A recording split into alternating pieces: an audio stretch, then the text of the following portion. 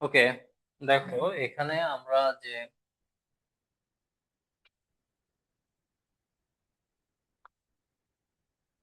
এখানে দেখো যে 13 নম্বর 14 13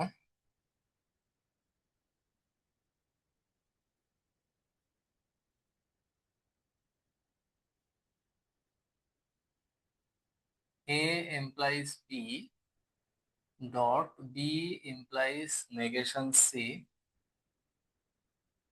2 নম্বরে রয়েছে C implies negation D, 3 নম্বরে রয়েছে B implies E, 4 নম্বরে রয়েছে negation D implies F, 5 নম্বরে রয়েছে negation E ভেল negation F। অতএব নেগেশন এ ভেল নেগেশন সি আমাকে বানাতে হবে। কি কি বানাতে হবে? নেগেশন এ ভেল নেগেশন সি। এখন মনে করো যে এই অঙ্কটা তোমাদের করতে হবে। করতে হলে তো অ্যাকচুয়ালি কি কি করা যায়? ধরো তুমি এই অঙ্কটা মাথায় এখন কিছুই আসছে না, তো তুমি একদম মানে কোনটা কোন সূত্রের সাথে কোনটা যায় সেটা তুমি খেয়াল করবে যে এটার সাথে এটা কি কি যাচ্ছে। তো সাপোজ মনে করো এখানে রয়েছে নেগেশন ডি, এখানে নেগেশন ডি, অনুপূর্বক মিলে যাচ্ছে না? মিলে যাচ্ছে। জি স্যার। তাহলে অনুপূর্বক যদি মিলে যায় তাহলে আমরা এখান থেকে পাচ্ছি হচ্ছে implies C implies F. F. হ্যাঁ, সি ইমপ্লাইজ এফ পাচ্ছি। তাহলে এটা আমরা কিভাবে পেলাম? সি কে পেলাম 2 নম্বর থেকে, এফ কে পেলাম হচ্ছে 4 নম্বর থেকে। তাহলে 2 আর 4-এর আমরা কি করলাম? এইচএস করলাম।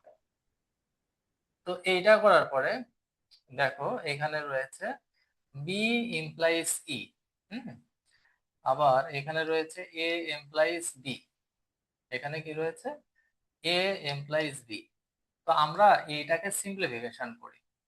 1 নম্বরকে যদি আমরা সিম্পলিফিকেশন করি তাহলে আমরা পাচ্ছি হচ্ছে এ এমপ্লাইজ বি। আমরা জানি ডটের আগের অংশ সিম্পলিফিকেশন করা যায়, তাহলে আমরা 1 নম্বরকে সিম্প করলাম। সিম্পলিফিকেশন করার পর দেখো এখানে বি এখানে বি অনুক পূর্বক মিলে যাচ্ছে। যদি মিলে যায় তাহলে 7 আর 3-এর মধ্যে আমরা কি করতে পারবো? 7 আর 3-এর মধ্যে এইচএস করবো। এইচএস করলে আমরা কি পাচ্ছি? এ এমপ্লাইজ ই পাচ্ছি। হ্যাঁ, এ এমপ্লাইজ এ কে পেলাম কত নম্বর থেকে? 7 নম্বর থেকে। আর ই কে পেলাম কত নম্বর থেকে? 3 নম্বর থেকে। তাহলে 7 আর 3-এর আমরা এইচএস করলাম।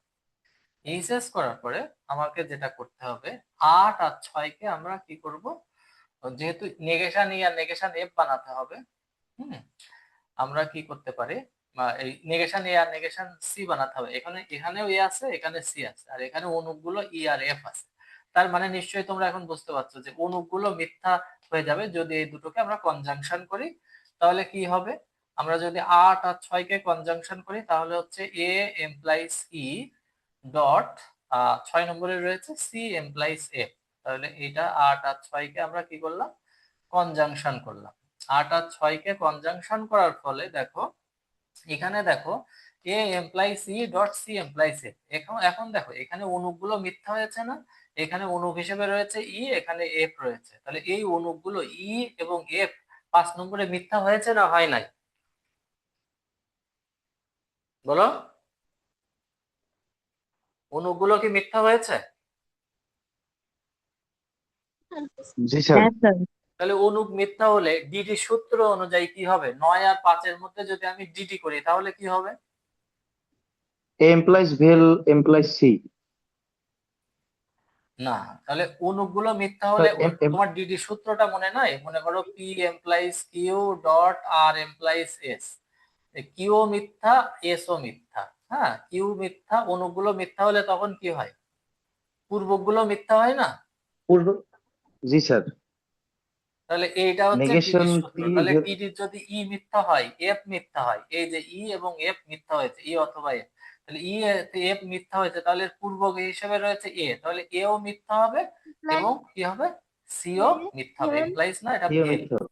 তাহলে এটা কি হবে, 9 আর 5 এর মধ্যে আমরা কি করলাম, ডিডি। ডিডি করলাম, রাইট। তাহলে কি এটা বুঝতে পেরেছো? তাহলে এটার Yes, মাধ্যমে sir. আমাদের নেগেশন এ ভ্যাল নেগেশন সি আমরা পেয়েছি। ক্লিয়ার? Yes, sir. ওকে, তাহলে এটা যদি বুঝতে পারো তাহলে আমি তোমাদের এখন একটা অঙ্ক দেব, সেই অঙ্কটা তোমরা করবে।